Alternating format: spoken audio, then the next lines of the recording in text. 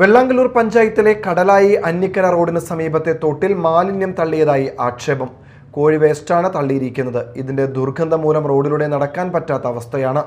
Ward member Mini Gopi, booth president Alimon, Nishad Kadalayi, Vellangallur മണ്ഡലം Congress vice president Kabeer Karumathra എന്നിവർ സ്ഥലം സന്ദർശിച്ചു.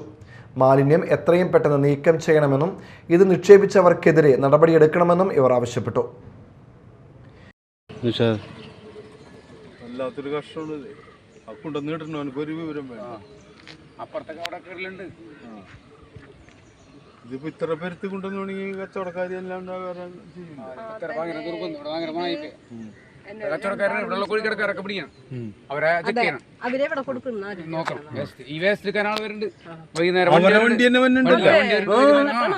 അവര് ഡ്രമ്മും വെച്ചിട്ടുണ്ട്. ആ ഡ്രം അവര് നിറഞ്ഞത് കൊണ്ടോ കാലിയോടെ ഇറക്കി പൈസ കൊടുക്കേണ്ട കാരണമായിരിക്കും അല്ലേ? പൈസ എന്തോ പൈസ അതാണ് ഇങ്ങനെ കൊണ്ട് തല്ലിയ വേറെ പ്രശ്നമൊന്നുമില്ല. എല്ലായിടത്തും ആളിയും പറഞ്ഞ ആളികൾക്കുണ്ടല്ലോ കോഴിയുടെ